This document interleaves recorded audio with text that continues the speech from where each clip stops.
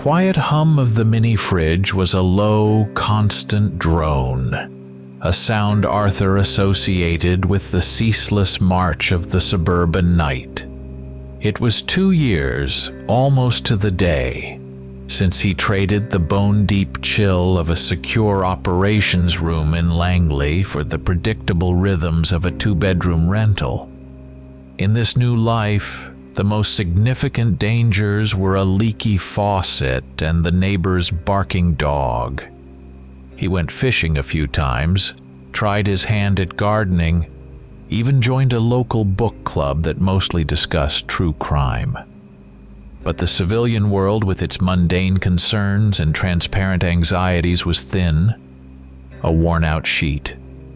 It lacked the weight, the visceral tang of truth that had been the daily bread of his life.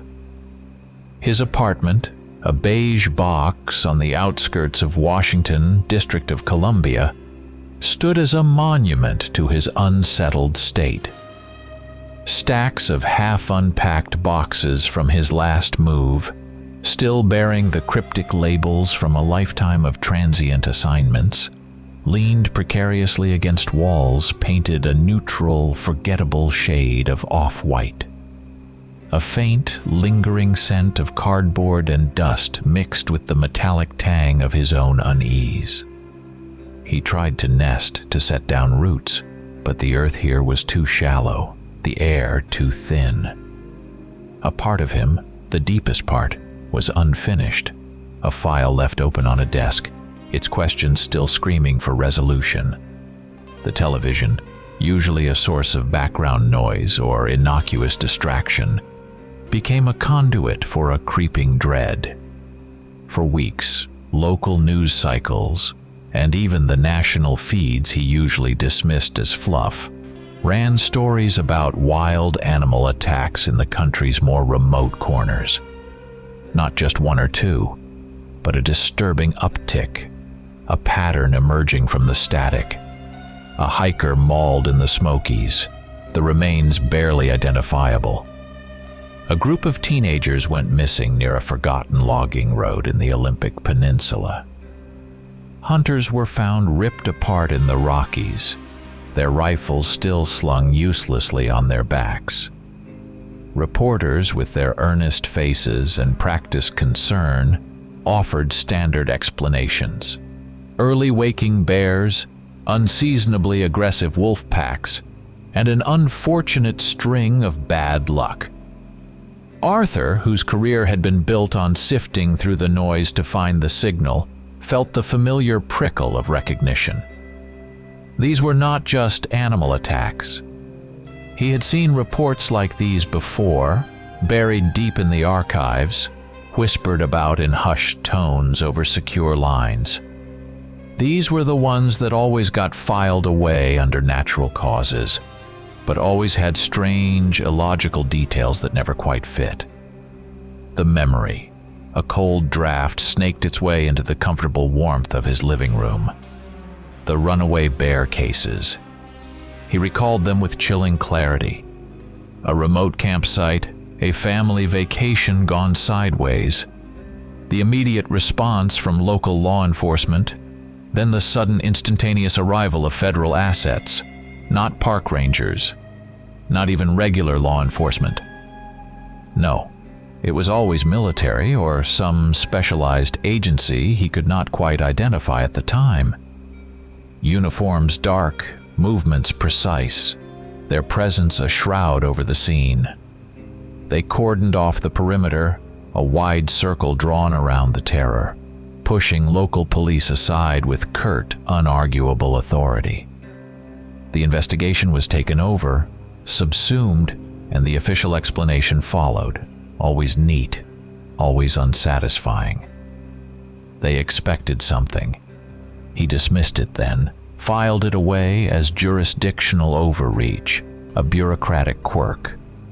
Now the memory brought a fresh wave of goosebumps across his arms, despite the 80-degree evening. A cold, hard knot of suspicion festered in his gut.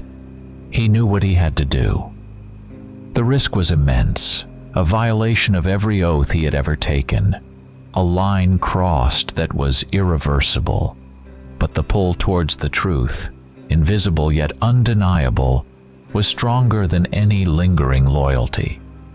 He spent the better part of a day setting up his old rig.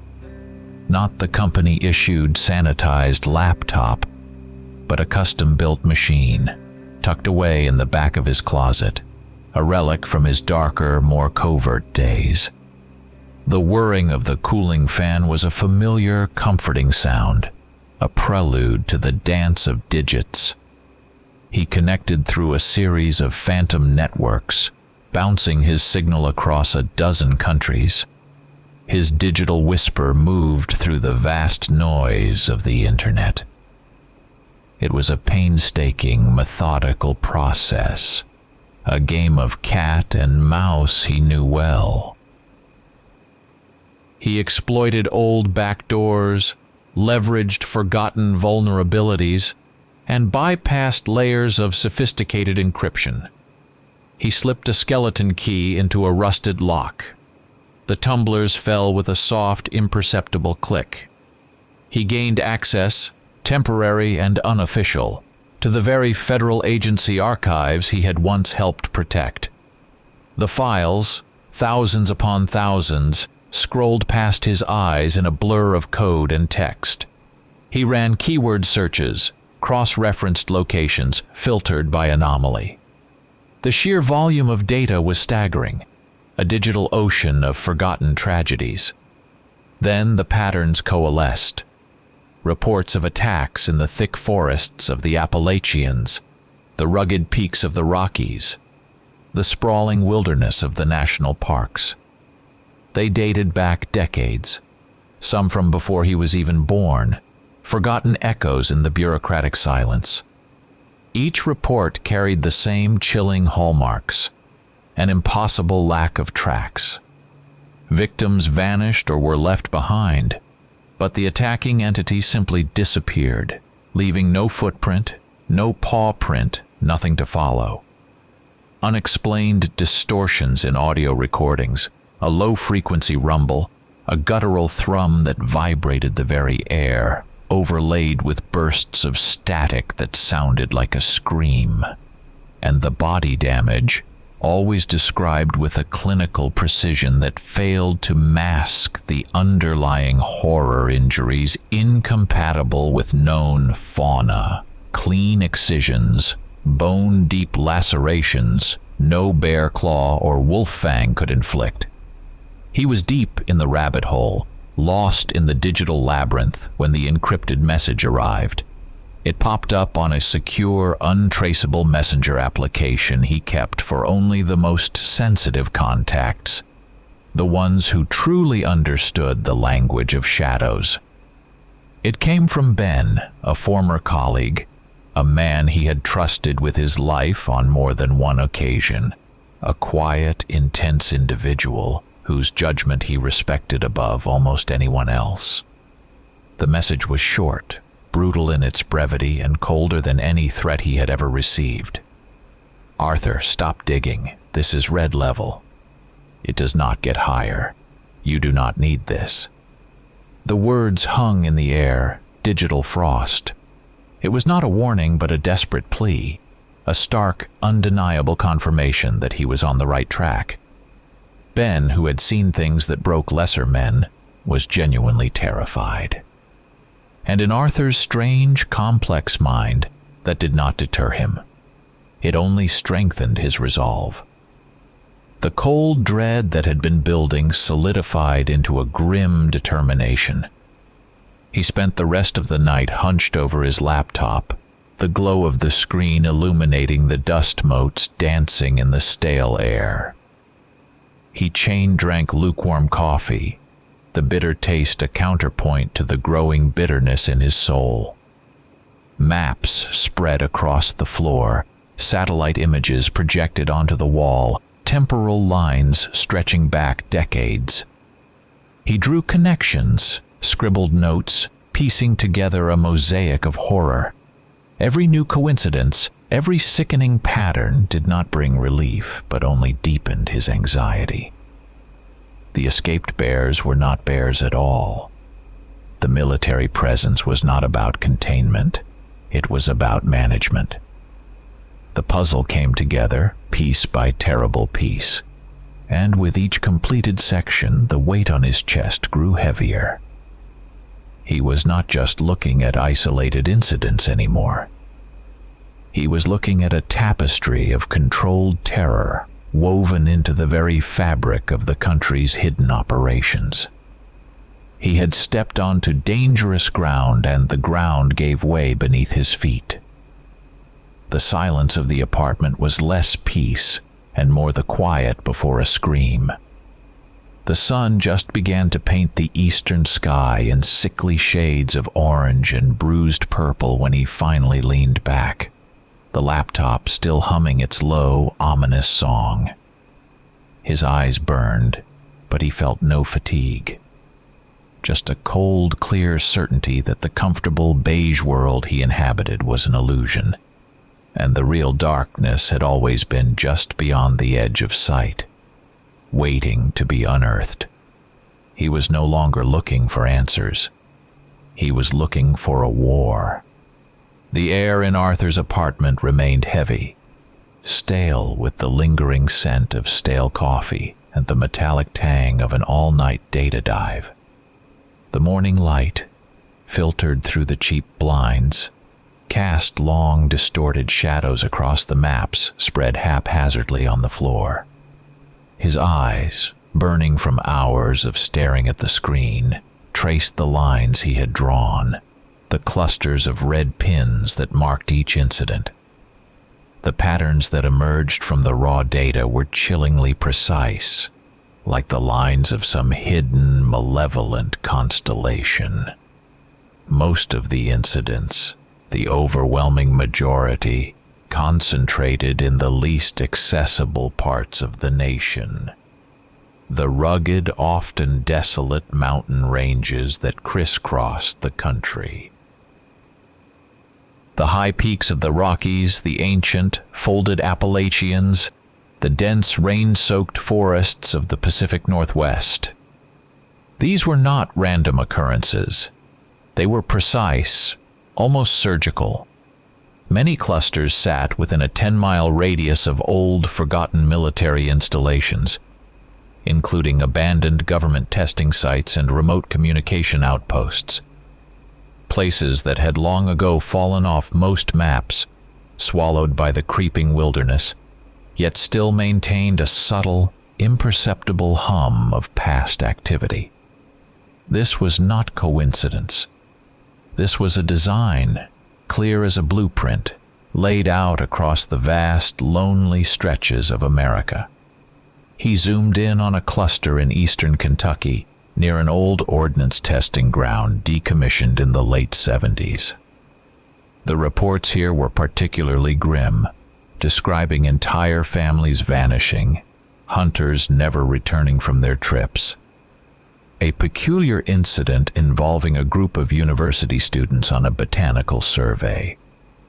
Official reports cited sudden, unexplained rock slides and aggressive wildlife encounters. But Arthur had seen the underlying data.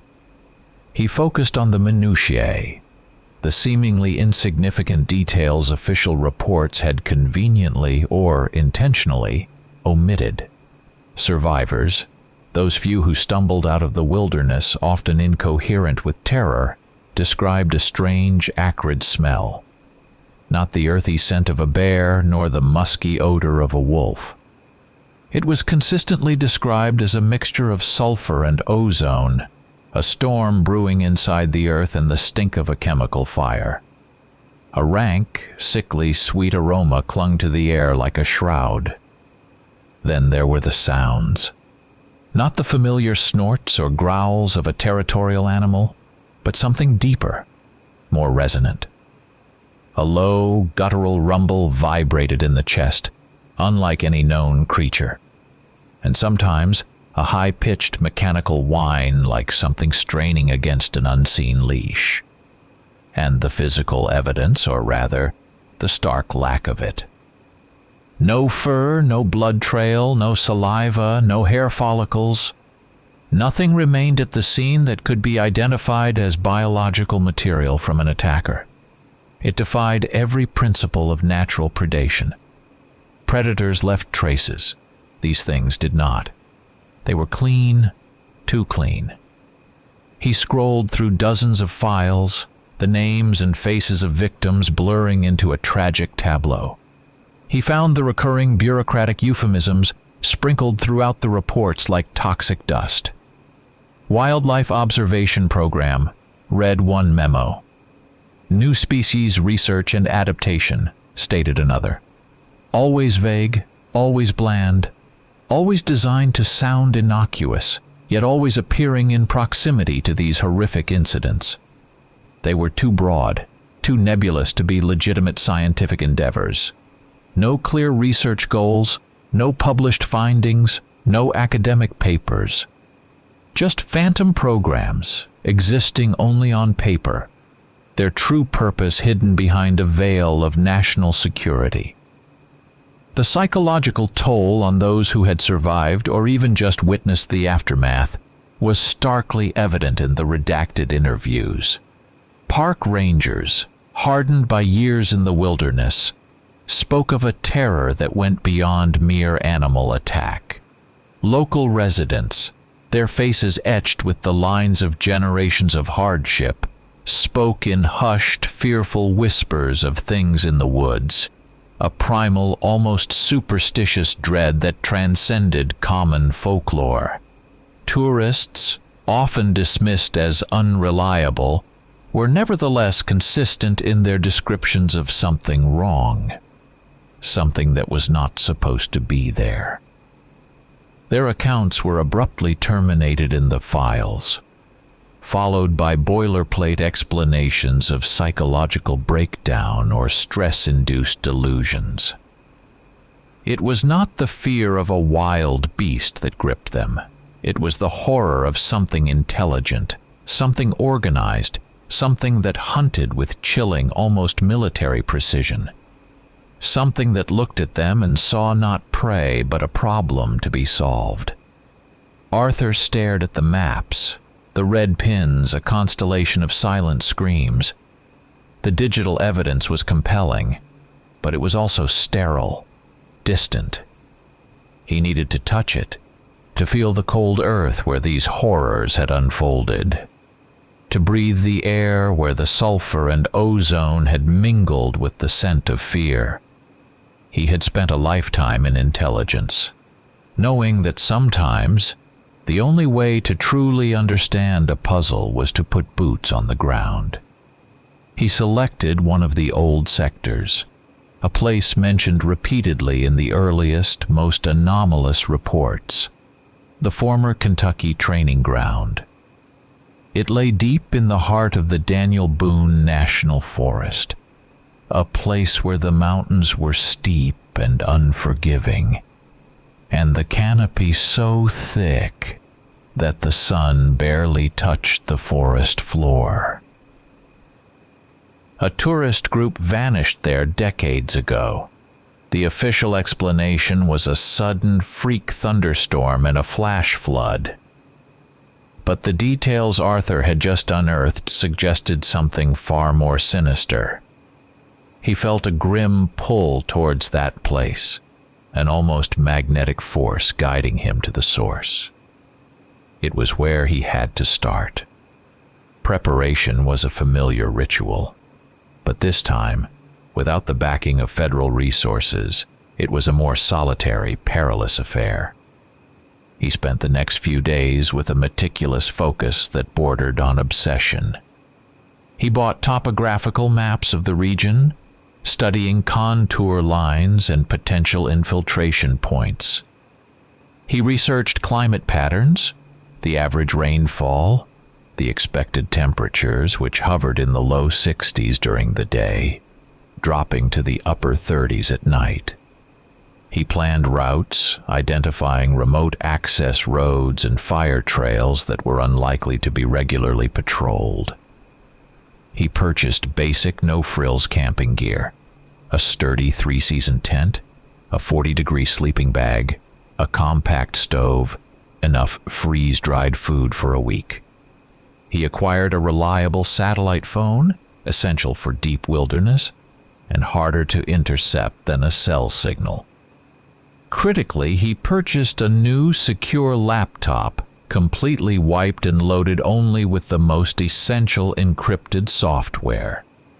He meticulously loaded the most relevant files, copies of the chilling reports, satellite imagery, and maps.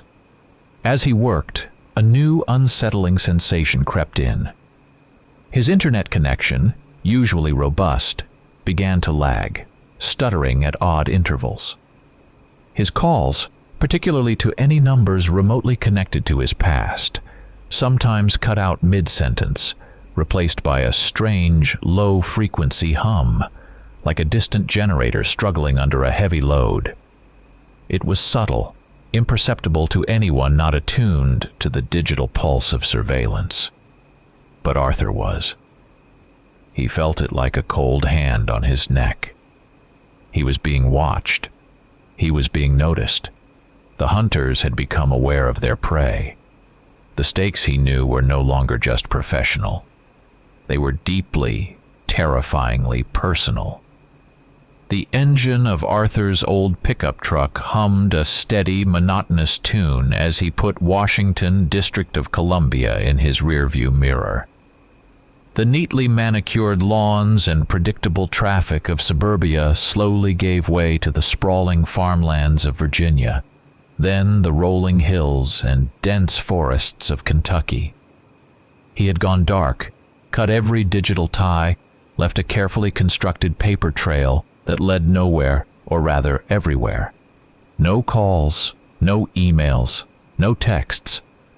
Just the open road, the radio playing a low, indistinct murmur of classic rock, and the gnawing certainty that he was driving into something far more dangerous than he could yet fully comprehend. The relatively safe, ordered world he reluctantly inhabited for the past 2 years was now a phantom. As he delved deeper into the Appalachian foothills, the landscape changed, shedding its gentler curves for a harsher, more defiant topography. The interstate gave way to state highways, then to narrow, winding county roads that clung precariously to the sides of mountains. The air grew thicker, heavy with the scent of damp earth and pine needles. The towns became smaller, more weathered, their names painted on faded signs, their main streets lined with dilapidated storefronts and a scattering of pickup trucks. This was deep country, insular and proud, wary of outsiders. He felt the stares, not overtly hostile but lingering, sizing him up. Farmers on their porches, old men lingering outside bait shops, young mothers pushing strollers. Their eyes followed him, assessing, judging. He was a stranger in a land where generations had lived and died within a 10-mile radius. He caught glimpses of abandoned coal mines, their gaping maw-like entrances choked with weeds, the skeletal remains of old equipment rusting in the humid air. Houses, some little more than shacks, clung to the steep hillsides, their paint peeling, porches sagging. The atmosphere grew thick, claustrophobic, the mountains rising up on all sides like dark, watchful giants. He pulled into the county seat, a town not much bigger than a postage stamp, and found the small, unassuming public library. The air inside was thick with the scent of old paper and dust, and the only sound was the low hum of fluorescent lights. He began his investigation there, sifting through microfilmed newspapers, trying to find any scrap of information about that old tourist group disappearance. The official story from the files had been vague, a few lines about an unfortunate weather incident. But the local papers, however provincial, often carried the messy human details. He learned the group had been made up of college biology students from a university a few states north, young and eager, on a field trip to study rare flora. Their vanishing, swallowed by the wilderness, was a local tragedy, a headline for a week, then a persistent, nagging rumor. He found old photographs, grainy black and white images of smiling faces, young lives full of promise, unknowingly walking into a void. The newspaper reports mentioned a brief, immediate presence of federal authorities who appeared out of nowhere, shutting down lines of inquiry, subtly discouraging local investigation. The pattern, stark and undeniable, was there even in the yellowed pages of a small-town gazette. He pieced together names, partial addresses, whispers. One name kept recurring, not in the official reports, but in the community's hushed recollections. Henry, a longtime park ranger, one of the first responders to the scene. The paper said he had been instrumental in the search. The rumors, however, painted a different picture. Henry was changed by what he saw. Touched in the head, they said. A recluse now, living deep in the woods, shunning all contact. Finding Henry became Arthur's immediate priority.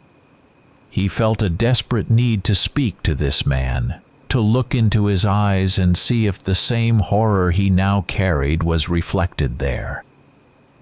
His first night in the wilderness was spent in a forgotten, overgrown campground, miles from the nearest paved road. He set up his tent under a thick canopy of oaks and maples, the last vestiges of twilight fading quickly. The air grew chill as the sun dipped below the ridges, the temperature dropping into the low 50s. He built a small, smokeless fire. The crackle of burning twigs was a fragile comfort against the encroaching darkness. But the sounds of the wild, usually a balm to his operative's nerves, took on a sinister edge. The hoot of an owl too close, too loud, carried a note of warning.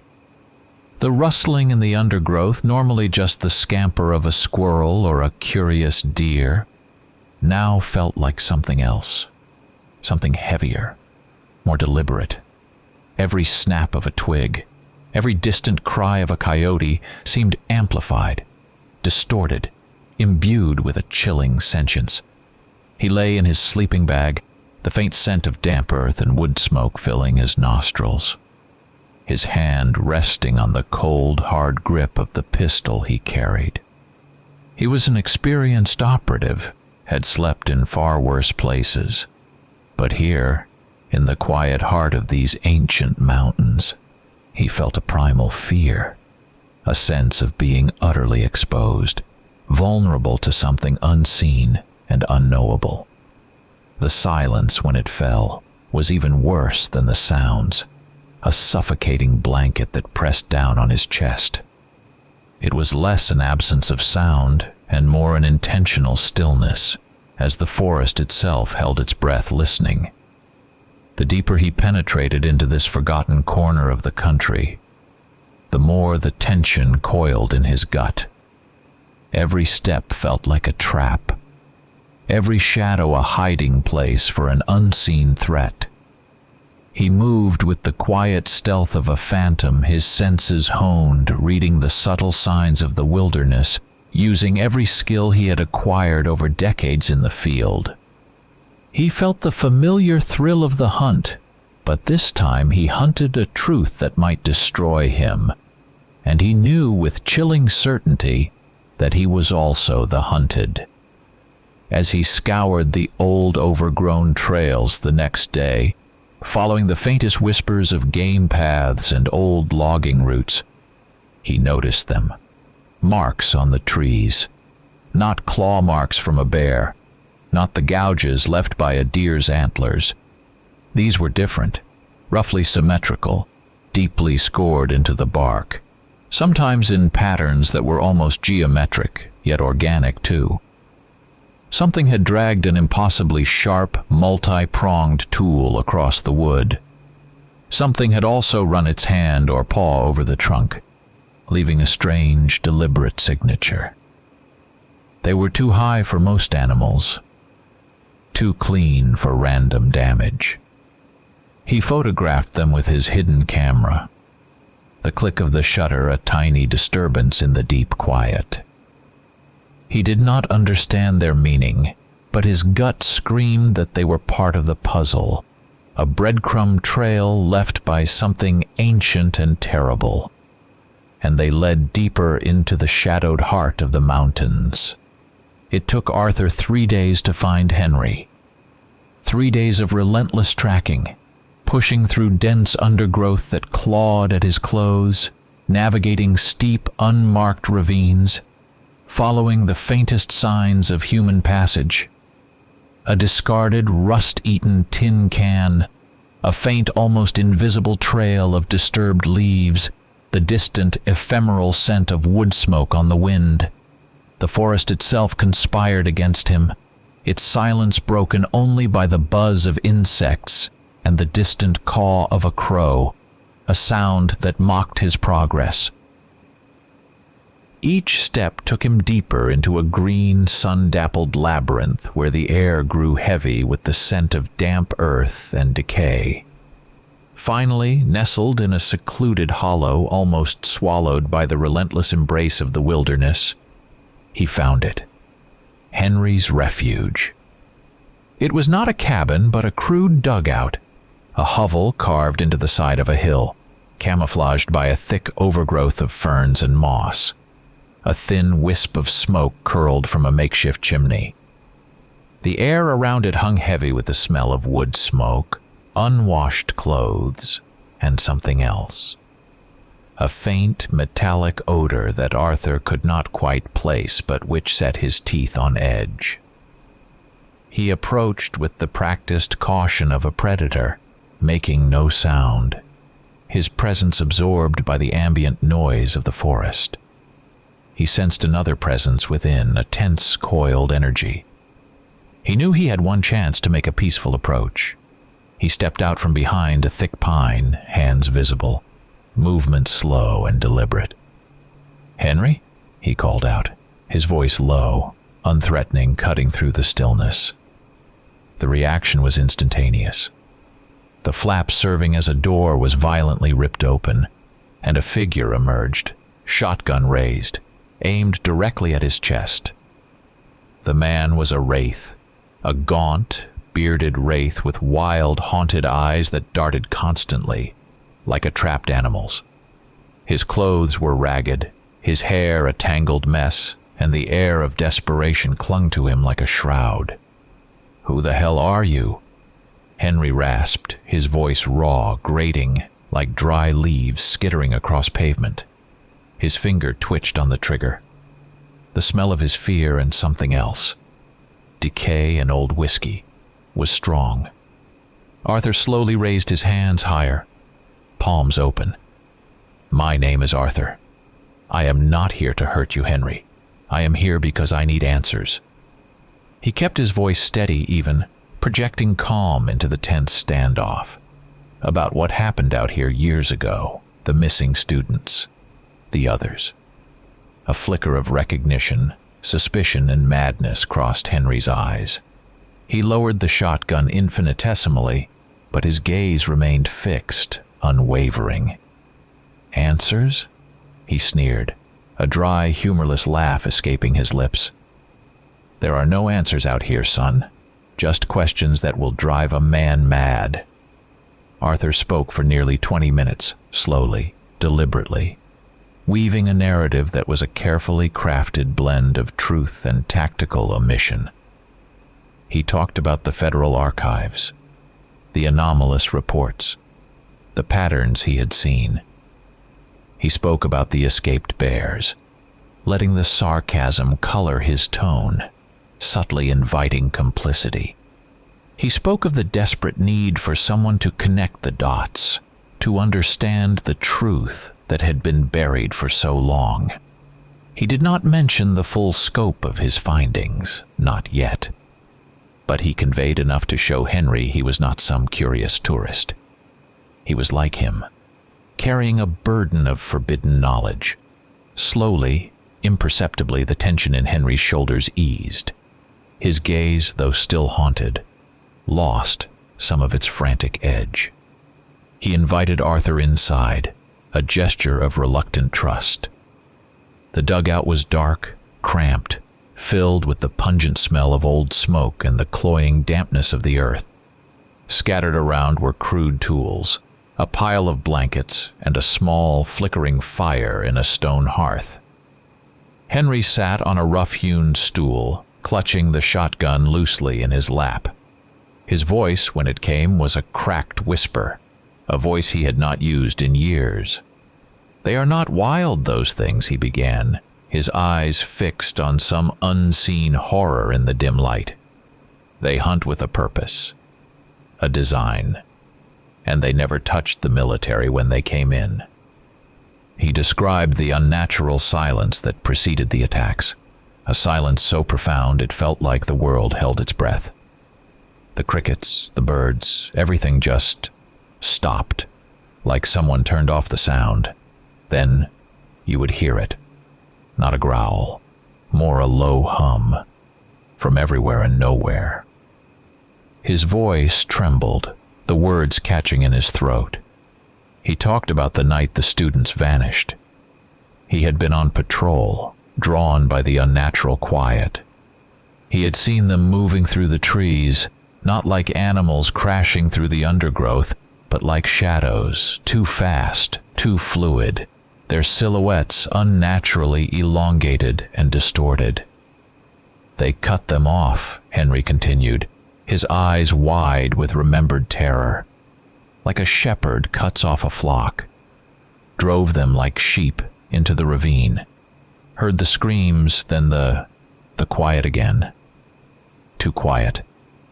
He had seen the military units arrive, moving with practiced efficiency, their dark uniforms almost blending into the deepening twilight. They had sealed off the area, pushing him back, their faces grim, their orders terse. He recalled seeing them carry something out, something large and covered, too heavy for a single man and not a body bag. It was then, he explained, that he fully grasped the horrifying truth. These were not random attacks. This was a systematic culling, a hunt with a grim, chilling purpose.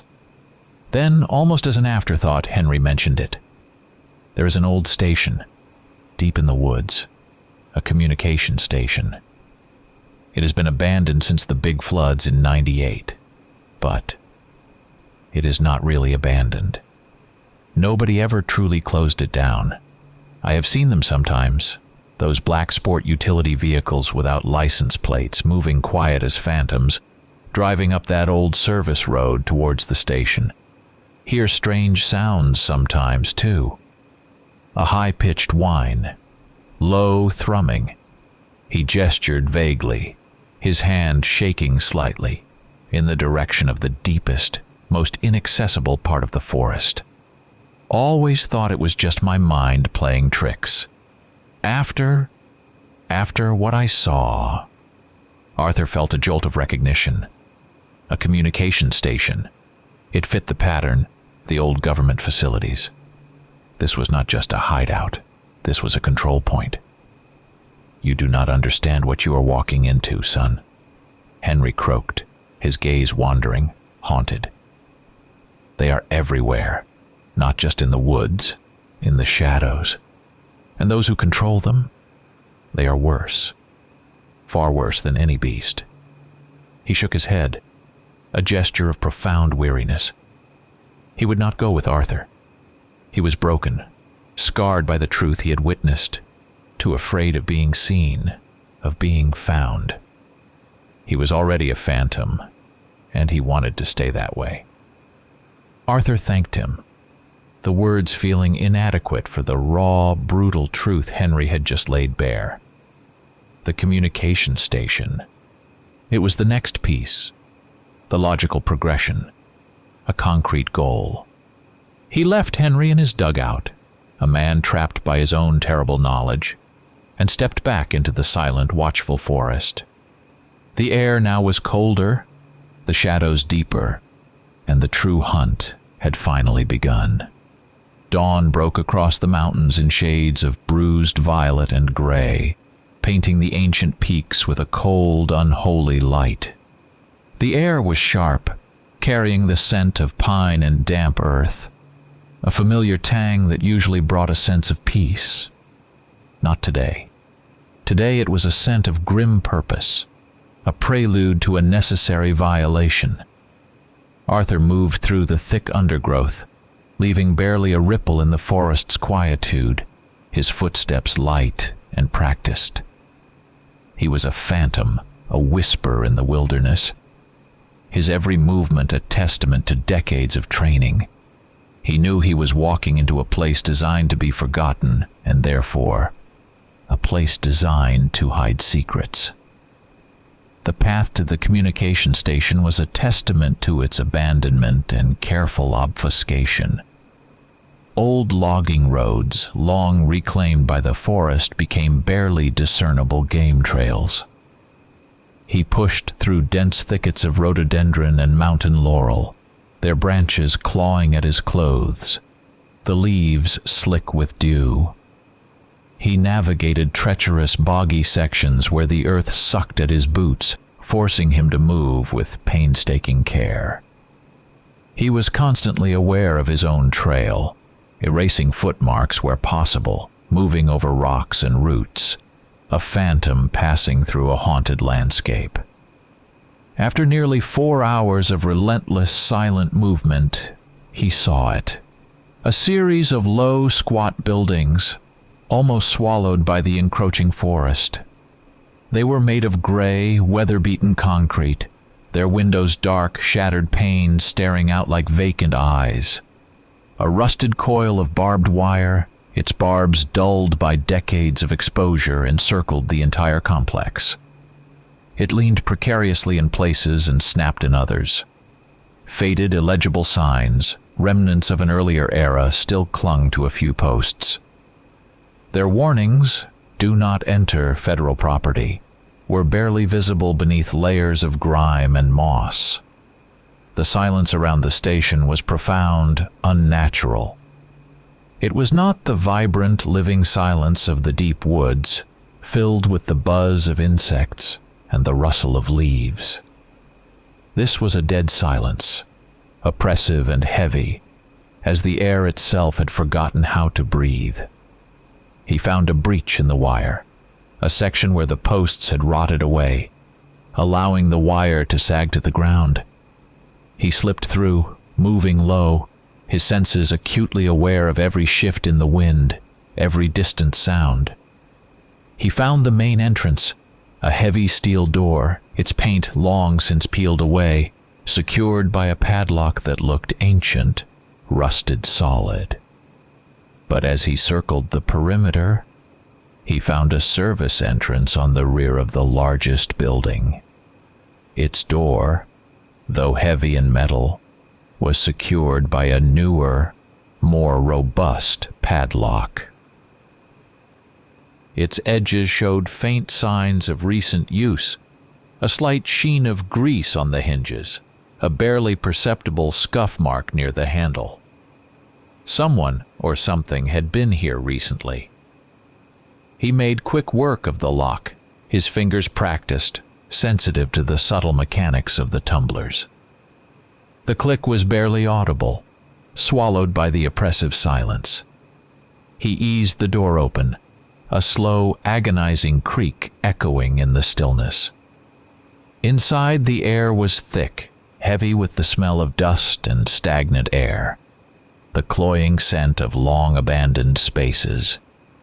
But beneath it, a faint, strange, metallic odor lingered, like ozone after a lightning strike, and the tang of blood mixed with something industrial. It prickled his nostrils, raising the hairs on the back of his neck. He moved through the dark, silent corridors, his flashlight beam cutting through the gloom. The interior was a time capsule of forgotten technology. Tangled wires snaking across the floor, defunct server racks, flickering indicator lights on ancient panels. He found what looked like an old primary operations center. A large room with a battered metal desk, a few swivel chairs, and a bank of monitors now dark and lifeless. Papers were scattered across the desk, some curled with age, others remarkably preserved. Maps were pinned to a corkboard, marked with cryptic symbols and phrases like Zone Gamma and Active Area 7. And there, nestled in the ancient-looking drive of a dusty beige computer tower, was a flash drive. It was incongruous, too modern for the archaic equipment surrounding it. He carefully extracted it, his heart beginning to beat a heavy, insistent rhythm against his ribs. He plugged it into his secure laptop, the screen a sudden vibrant blue in the dim room. The drive contained only a few files, mostly video logs. He opened the first one. The video was shot from a drone, its perspective high above the canopy. For the first few minutes, it showed only an ordinary forest, the familiar green expanse of trees, the meandering lines of a river. Then, the camera zoomed in, and Arthur's breath hitched in his throat. It was there, moving through the dense undergrowth with horrifying grace, a creature of impossible nightmares.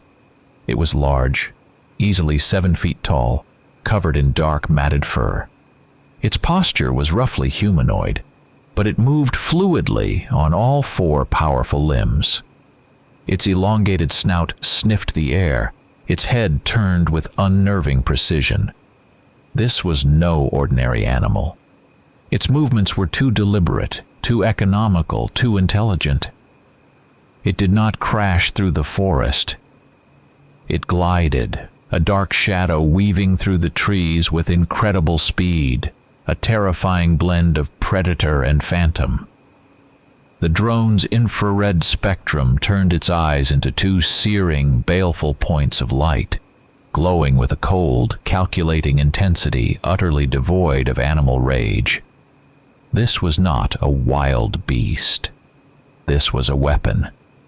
Arthur watched, mesmerized and horrified as the creature scanned the terrain, its head turning in an arc that took in every detail. It bypassed fallen logs with unnatural agility, vaulted over ravines with impossible ease. It was not just moving, it was executing a mission. Its path was too precise, its focus too unwavering. It was hunting, yes, but it was not driven by hunger or instinct. It was driven by command. The realization hit Arthur with the force of a physical blow. These things were not just real. They were controlled. They were trained. He quickly scrolled through the other videos, each one showing a similar scene, a different creature, different terrain, but the same chilling efficiency. Then he found a few partially corrupted text files. They were written in dense bureaucratic jargon, riddled with acronyms and code words. His trained eye, honed by years of deciphering classified documents, picked out the terrifying phrases: population control, ecological adaptation, and the chilling, innocuous-sounding name, Project Hubble. His heart constricted, a cold, leaden weight in his chest. Population control. That was what Henry had talked about, a systematic culling. And these creatures were the instruments. He knew, with a certainty that chilled him to the bone, that he had just stumbled upon a truth so monstrous and profound, it shattered every illusion he had ever held about his country, his government, and the very nature of humanity. He quickly copied the data to his secure laptop, wiping his digital fingerprints clean and carefully erasing every trace of his physical presence. The faint metallic smell clung to his clothes as he slipped back into the quiet forest, leaving the silent, haunted station behind, carrying a secret that was heavier than any pack he had ever carried. Arthur stumbled back into his hidden camp, the drone footage still seared behind his eyelids, the metallic tang of the abandoned station clinging to his clothes. The familiar comfort of his tent, nestled deep within the shadowy embrace of the mountains, felt like a flimsy shield against the encroaching darkness. He was trapped, miles from civilization, surrounded by the unknown, and burdened by a truth so profound it threatened to fracture his sanity. The hum of the laptop, as he prepared to decrypt the newly acquired files, sounded less like a machine and more like a low, growling threat. The decryption was painstaking work, a meticulous dance of algorithms and brute force, made more difficult by the layered encryption the agency had clearly employed. Every byte unlocked was a step deeper into a cold, clinical nightmare. He worked under the dim glow of his headlamp, the only sound the soft click of keys and the relentless whir of the laptop's fan. The air in the tent grew thick with the smell of his own sweat and the faint, sweet scent of pine needles. But the metallic tang from the station clung to him, a constant reminder of what he had seen. The files once cracked were fragments of protocols, internal memos, and most chillingly, transcripts of non-public briefings. They dated back to the early 1980s, whispering of a past he had never suspected. The voices disembodied in the text were chillingly familiar.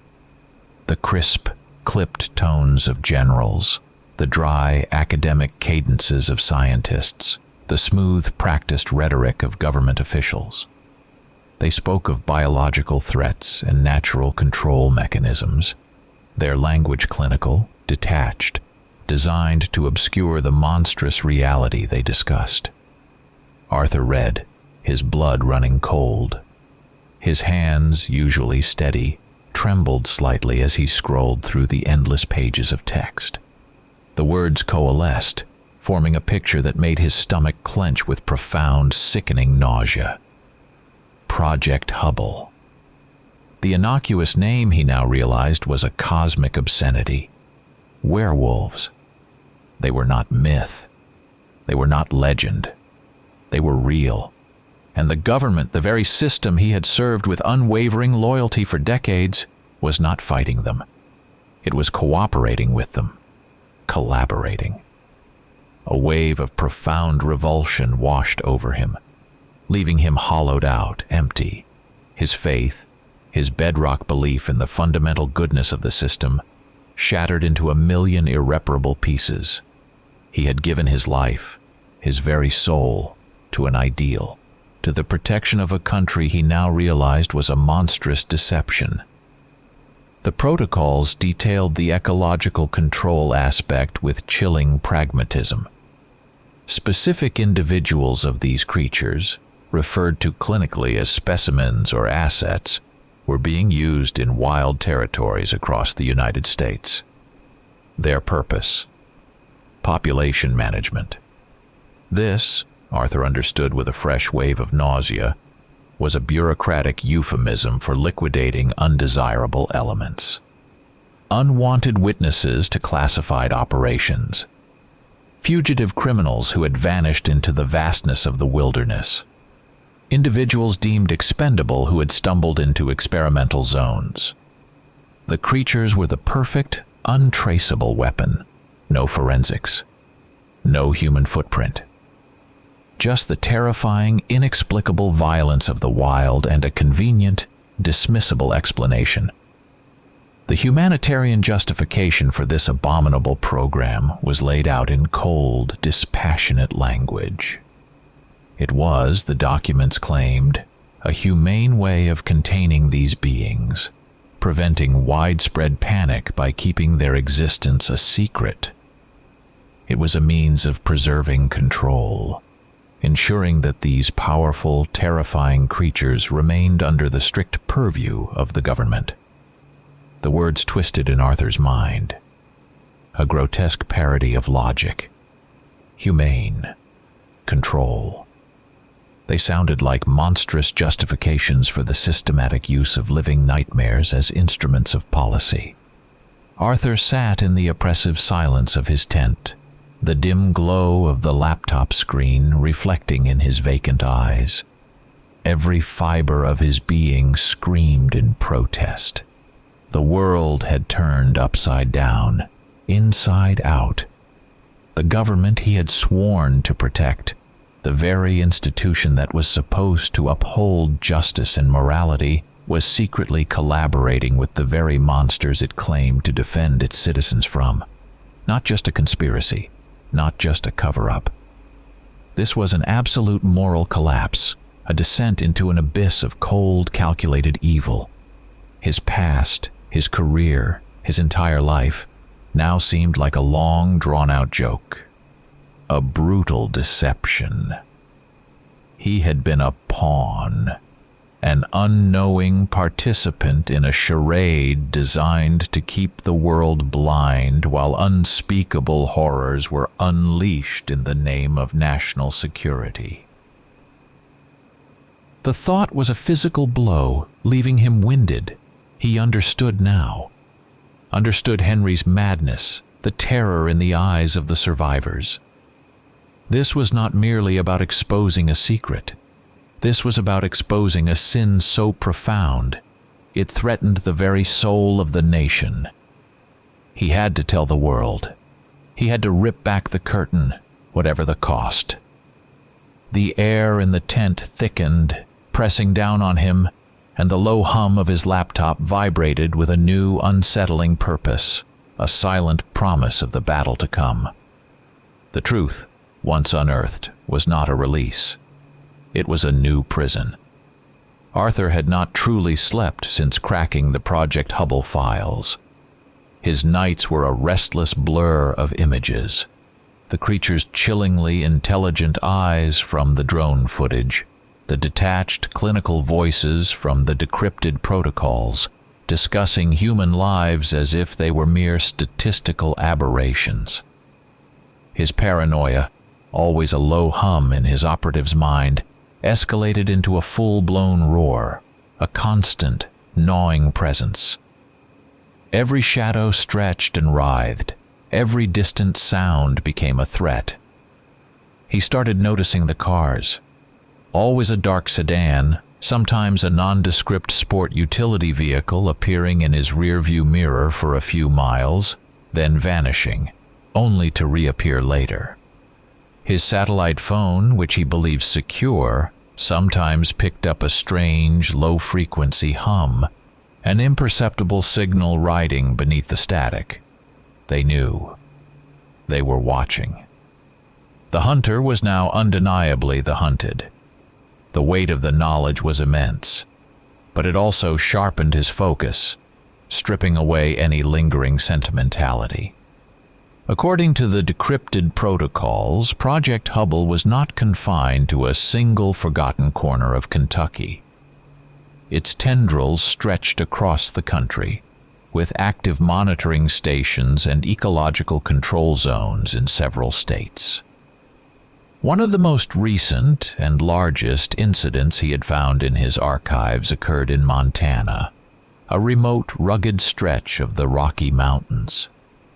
It was there, the files showed, that the program had undergone a significant operational expansion in recent years.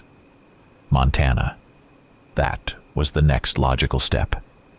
He needed to see it with his own eyes, to confront the horror directly, to gather undeniable, irrefutable proof. He began crafting his new identity, a meticulously built persona designed to grant him access to the fringes of these remote areas without raising immediate flags. He became a freelance journalist, an investigative reporter delving into the alarming increase in unexplained wildlife activity in the nation's wilderness areas. It was a plausible enough cover, playing on a legitimate public concern, but giving him the perfect pretext to ask questions, to poke and prod, and to be present in the very zones where these unspeakable things unfolded. He honed his backstory, invented a fictional online publication, even created a few dummy social media accounts to give it a veneer of authenticity. Logistics became a complex, calculated dance of evasion. He traded his old pickup for a nondescript sedan, purchased with cash from a private seller hundreds of miles away. He planned his route in serpentine fashion, eschewing major interstates for a maze of smaller, less-traveled highways, constantly changing his pace, his direction, even the time of day he traveled. He paid for everything in cash, avoided automated teller machines and credit card transactions, leaving no digital breadcrumbs. His communication was strictly through his secure satellite phone, and even then, he kept calls brief, coded, and to a bare minimum. Every decision, every turn of the wheel, was a calculated move in a high-stakes game of hide and seek. The psychological pressure was immense, a constant crushing weight on his chest. He knew with an icy clarity that he was now a direct threat, a loose end that the agency, or whatever shadowy entity controlled Project Hubble, would seek to eliminate. The more he knew, the more dangerous he became. But the thought of stopping, of retreating, was unbearable. The desire to expose this monstrous truth, to tear down the veil of secrecy and corruption, was a fire in his belly, stronger than any fear. He was a man possessed, driven by a grim, unyielding resolve. Before leaving Kentucky, he spent hours poring over satellite images of the Montana incident area.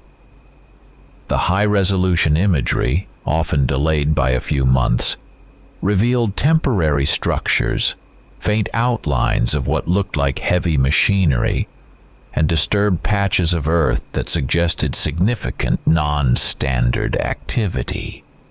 It was not logging, it was not a natural gas exploration. This was clearly a temporary base, just as the protocols had indicated, a forward operating post for something far more sinister than any public works project. He identified potential entry points, areas of dense tree cover, and likely patrol routes. He meticulously prepared his gear.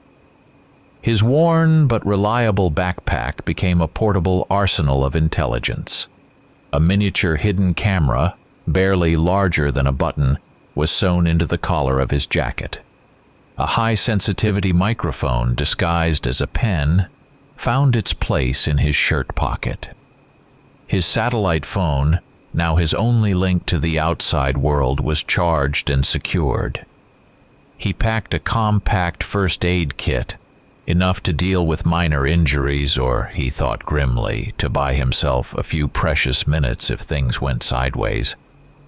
Most importantly, his new laptop, wiped clean and loaded with only essential secure software, became the repository for the truth he sought.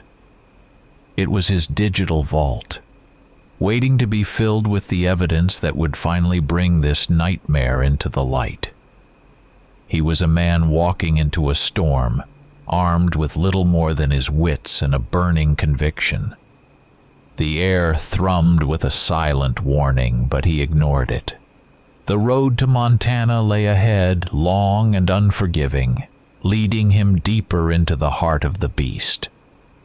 The journey across the American interior, from the ancient, folded Appalachians to the raw, jagged splendor of the Rocky Mountains, was a blur of anonymous motels and forgotten truck stops. Arthur drove relentlessly, the landscape transforming around him. the gentle rolling hills of the Midwest slowly giving way to the vast empty plains, and then, finally, the skyscraping grandeur of Montana. The mountains here were different, sharper, more imposing, their peaks still capped with late-season snow even in early summer. The air was thin, crisp, carrying the scent of pine and high-altitude chill. It was a magnificent, yet deeply unsettling landscape, its sheer scale making a man feel small, insignificant, and terribly exposed. He pulled into a small remote settlement nestled deep in a valley, a collection of weather-beaten wooden buildings and a single general store that smelled of coffee, dust, and dried jerky. Under the guise of a freelance journalist investigating unusual wildlife patterns, he began to casually interview the locals. They were a hardy, taciturn people, used to their own rhythms, deeply distrustful of outsiders. Their eyes, weathered by sun and wind, watched him with wary suspicion. Yet over lukewarm coffee and the occasional shared anecdote about hunting or fishing, whispers emerged.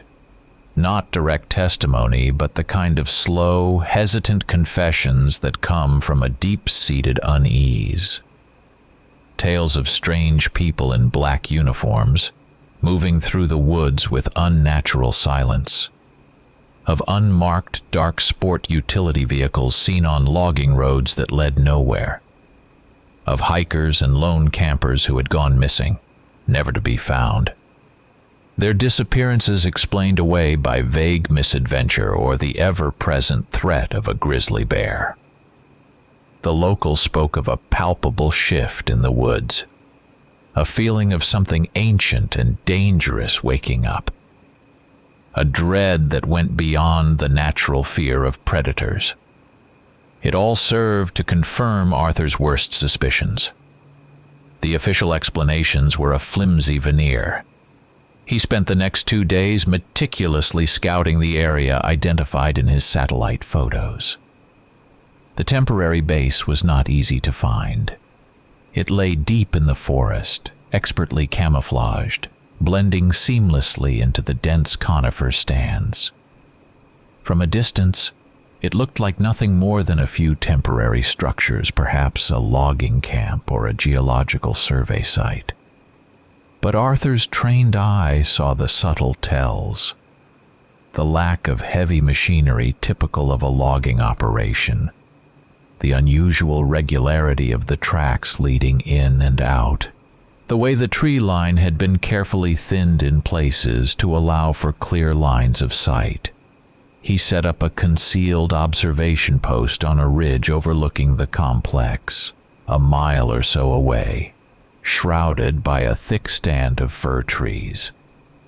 Through his binoculars, he confirmed his initial assessment. This was no ordinary research camp. The perimeter was patrolled by men in dark, unidentifiable uniforms, moving with the disciplined efficiency of trained military personnel. He saw the glint of motion sensors, strategically placed and invisible, humming faintly in the silence. The air thrummed with a low, imperceptible vibration, like a distant generator, hinting at unseen technology. He spent days watching, mapping patrol routes, timing shift changes, analyzing their patterns. They moved with chilling precision, their faces grim, their weapons held ready. At night, under the cover of utter darkness, he began his infiltration. He moved with the quiet stealth of a phantom, his boots barely disturbing the pine needles on the forest floor. The cold mountain air bit at his exposed skin, but his focus was absolute.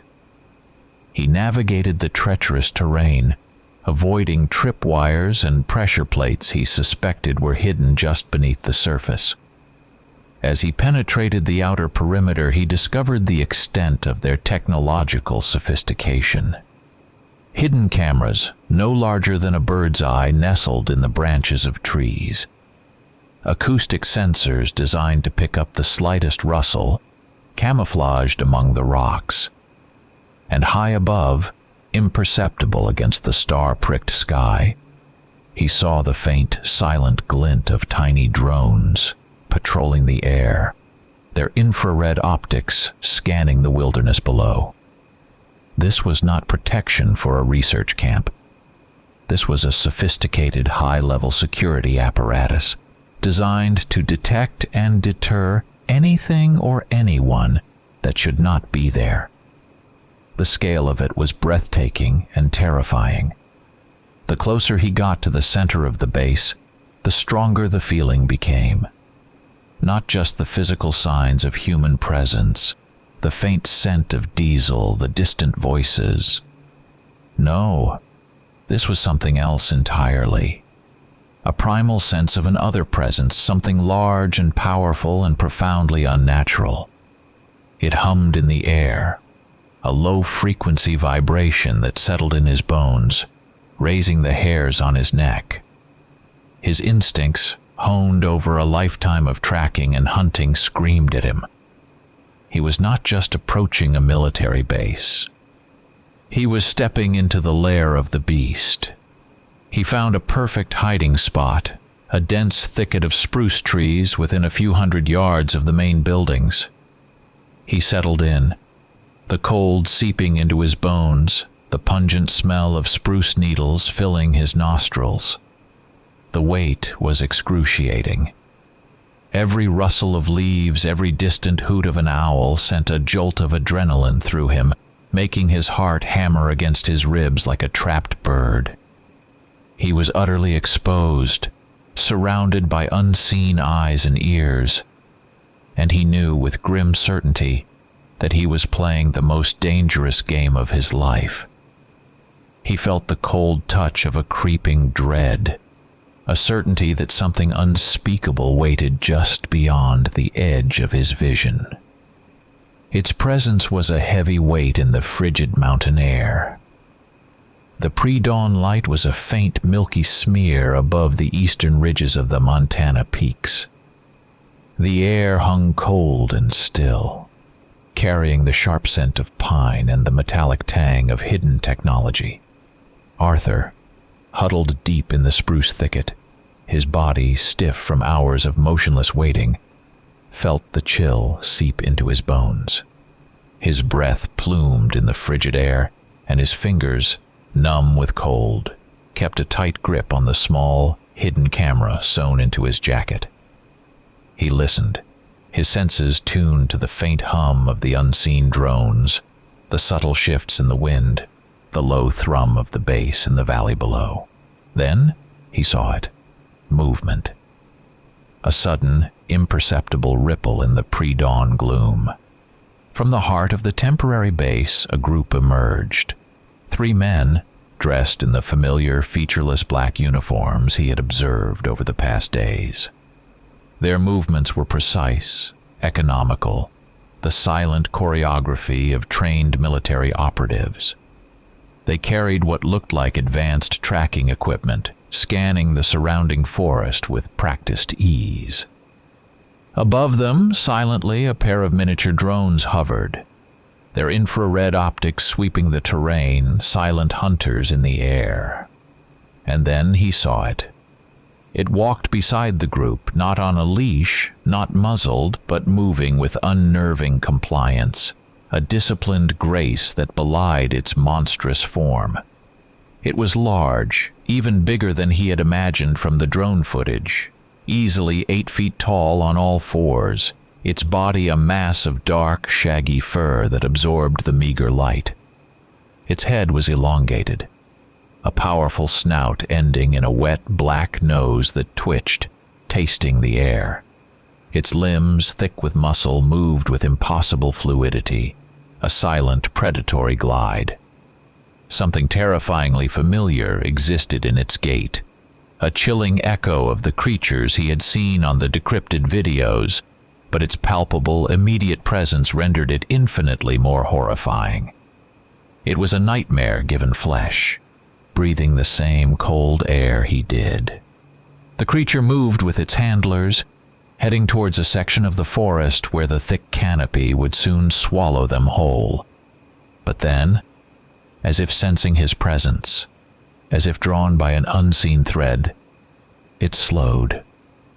Its massive head, topped with two short pointed ears, slowly turned, and its eyes, 2 points of reflective gold in the dim light, fixed directly on Arthur's hiding place. It did not snarl. It did not lunge. It simply looked. The gaze was not a wild animal's, driven by instinct and hunger. This was a conscious, understanding stare. It was a gaze that saw him, acknowledged him, pierced through his camouflage with chilling clarity. There was no rage, no animalistic fury. Instead, there was a profound, disconcerting intelligence, a flicker of something that transcended the simple predator-prey dynamic.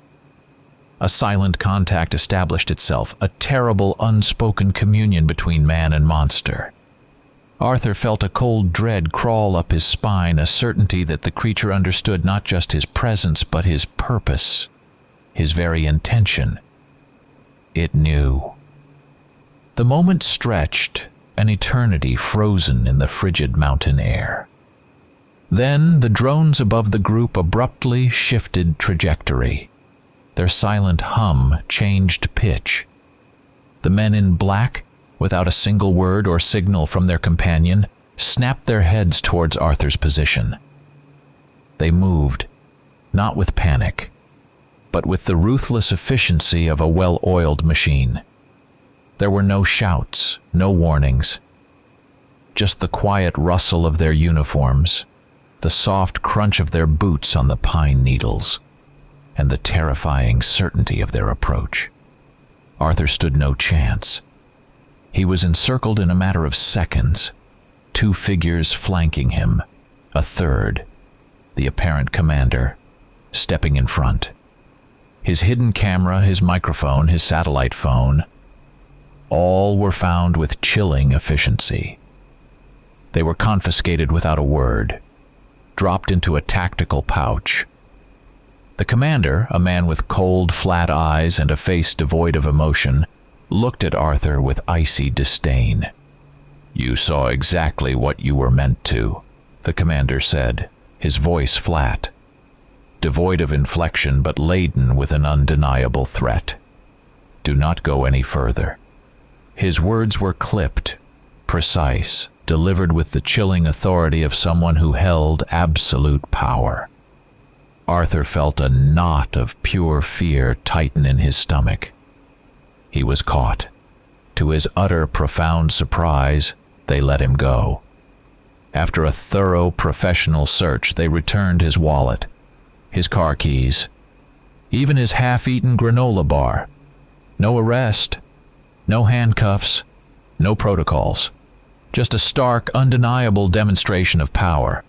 They wanted him to know they had found him, to know they could have done anything they wanted, and to know they were playing a game far beyond his comprehension. Arthur drove away from the Montana base, the engine of his car a low rumble in the quiet dawn. His hands were shaking on the steering wheel, his body cold despite the rising sun. He had seen them, the controlled monsters.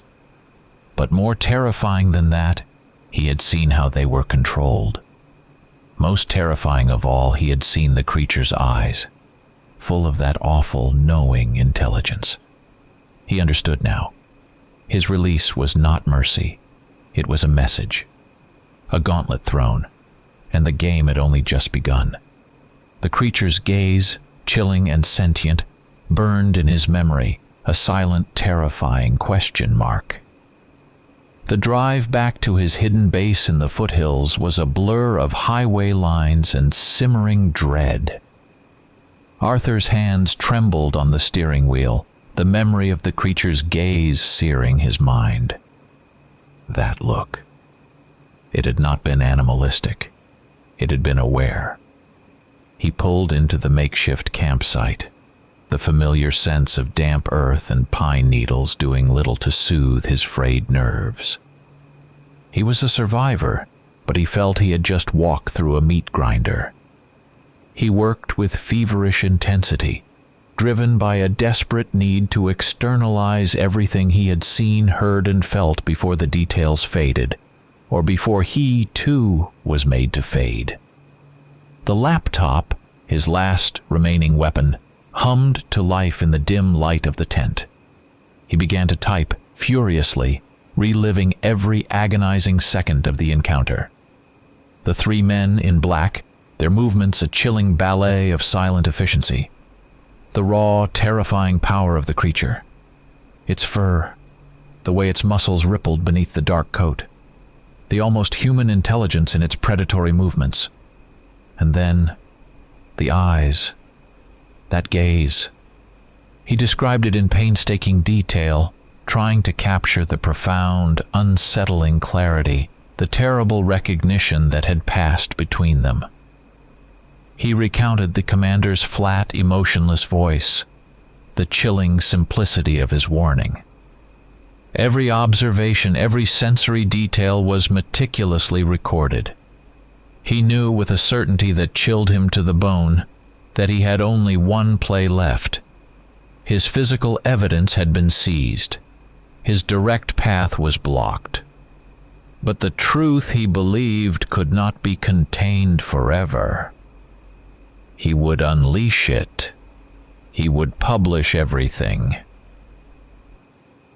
The decrypted protocols, the maps with the marked activity zones, the chilling accounts of the vanished victims, his own detailed notes and observations, even Henry's fragmented, terrifying testimony. He would create a digital archive, a repository of undeniable, horrifying truth. He spent hours meticulously constructing the online archive. It was not a simple blog post. This was an exercise in digital warfare. He layered encryption upon encryption, routing the data through a global network of proxy servers, setting up dead drops and digital booby traps.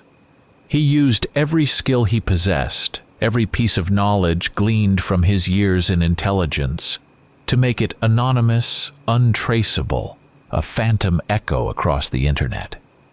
He wanted to make it impossible to shut down, impossible to trace back to him. Then he set the timer for automatic publication. Not immediately. He calculated the delay with grim precision, a few days from now. Enough time for him to be far away, or more likely to be already caught, silenced, erased. This was his last gambit, his desperate final throw of the dice.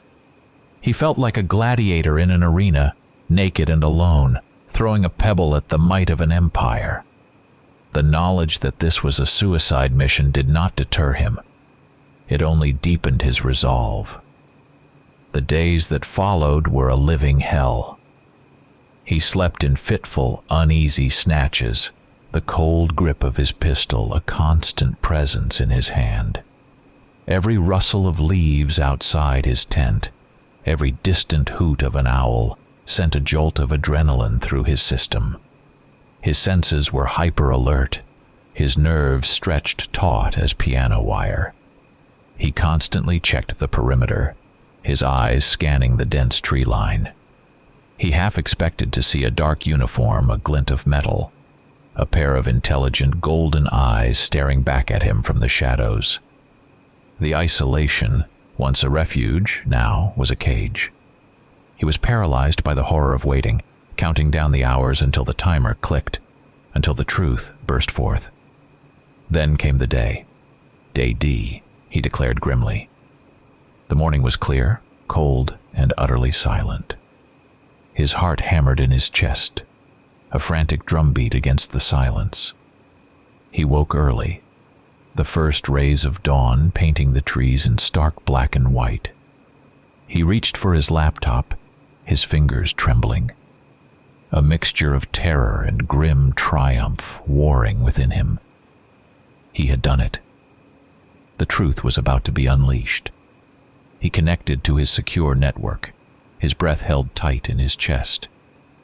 He navigated to the web address he had set up, the one he expected to see filled with the damning evidence. The page loaded.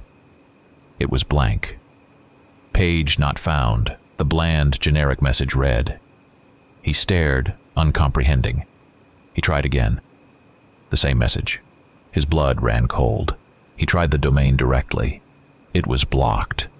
Not just taken down, but utterly gone, as it had never existed. In a cold sweat, he checked his laptop. His meticulously organized files, his carefully crafted archive, his raw notes, his copies of the decrypted protocols, all of it gone. Wiped clean. The hard drive was a pristine, empty slate. It had happened before the timer had even run out. They knew. They had been watching. They had been waiting. And they had acted with surgical precision, erasing his efforts as if they were nothing more than a child's chalk drawing on a sidewalk. He sat, numb, the empty screen mocking him. He had been so careful, so thorough, but they were always one step ahead. They did not just control the information. They could vaporize it in an instant, leaving no trace. He had lost. His last desperate gambit had failed. The implications were clear, cold, and absolute. He could no longer trust anything that connected to the network. The digital battlefield was theirs, and he was utterly, irrevocably alone. The cold, hard reality of his defeat settled over Arthur like a shroud, heavier than any pack he had ever humped through a war zone. He sat in the dim light of his tent, the wiped laptop mocking him with its blank screen. There was nowhere left to go, no one left to trust. The civilized world, with its invisible network connections and pervasive surveillance, was no longer a sanctuary. His phone, his bank accounts, every digital footprint he had ever left, all were instruments of his detection, pathways for his unseen enemy. They had not just defeated him, they had erased him, leaving him a phantom in a world he no longer recognized. But a different kind of clarity formed in the hollow void of his defeat. If the digital world was a trap, the physical world, the one the agency had used as a hunting ground, was now his only refuge. He had to go deeper. Not to hide, not truly, but to understand, to find them, the creatures. In the untamed heart of the wilderness, away from the sterile glow of screens and the crushing weight of human deceit, he found answers that the digital world had so ruthlessly denied him. He would seek out the truth, not in files, but in the flesh. He packed with grim, practiced efficiency. Essentials only: a sturdy survival knife, a compass, enough freeze-dried food for a week, a small filtration pump for water, and his pistol, its cold steel a familiar weight in his hand. He shed anything that linked him to his former life, anything that left a trace. He was stripping himself down, becoming less a man and more an extension of the primal environment he was about to enter. He left the campsite at first light, a shadow swallowed by the deep green maw of the forest. He moved with the quiet stealth of an animal, leaving minimal traces, his senses heightened, his body a finely tuned instrument of survival. He was no longer an analyst, no longer a journalist. He was an operative returning to his instincts, a hunter seeking a truth that had become inextricably intertwined with his own survival. He was the prey, yes, but also a hunter, relentless in his pursuit. Days bled into weeks. The sun became his clock, the stars his map. He tracked game, learned to fish with rudimentary tools, built temporary shelters from branches and leaves. The isolation was profound, a vast, echoing silence broken only by the sounds of the wild, the rustle of leaves, the distant cry of a hawk, the gurgle of a hidden stream. In this raw, elemental world, stripped bare of all pretenses, his mind began to work through the horrifying truth he had uncovered. He engaged in a silent, relentless monologue, wrestling with the phantoms of his past. He recalled his career, the ideals of justice and protection he had once held so dear. It all was ludicrous now, so naive in the face of the monstrous reality. His government, the entity he had served with unwavering faith, was a monstrous, hypocritical farce. Then came the brutal, shocking epiphany, a thought that hit him with more force than any physical blow. He was lying by a small fire, the smoke curling around him, the cold mountain air biting at his exposed skin. He looked into the dark, watching forest, its trees like silent, knowing sentinels. "I thought they were evil," he whispered, his voice hoarse, raw from disuse, the words sounding alien in the vast silence. "The things in the woods, the monsters.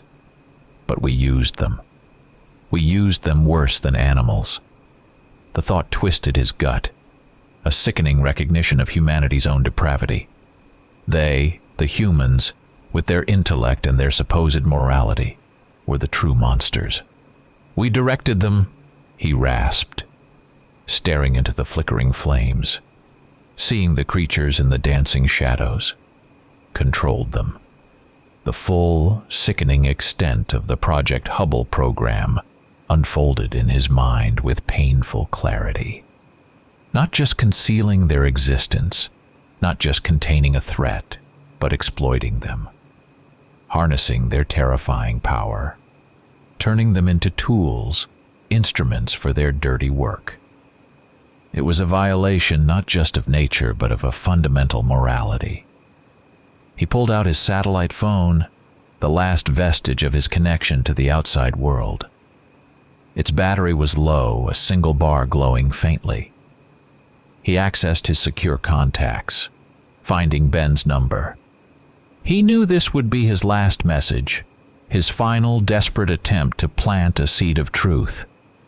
He pressed record, his voice rough, tired but infused with a new, terrifying resolve that even he did not fully understand. "Ben," he began, the name feeling strange on his tongue, a phantom of a past life. "It is Arthur. Listen to me. They know. They shut me down. Everything is gone. But I saw them. The creatures, they are real. And the government, they are using them. They have been using them for decades." He paused, took a deep, shuddering breath, the cold air filling his lungs. But that is not the worst of it. The worst of it is, they have started choosing for themselves. The creatures, they do not need us anymore. His voice trailed off, lost to the vast, indifferent silence of the forest. He pressed send, the satellite signal a fragile thread stretching across miles of wilderness. Then, with grim determination, he turned off the phone, removing its battery, severing the last link. He stood, a solitary figure on the edge of the deep woods, the scent of damp earth and coming rain filling his nostrils. He looked out into the impenetrable darkness of the old-growth trees, then took a step, then another. He walked deeper into the silent, waiting maw of the forest, knowing with an absolute certainty that he would never return. The wilderness, he thought, was now the only place left for truth. Arthur vanished, not with a bang, but with the quiet, unsettling finality of a whisper in a vast, empty room.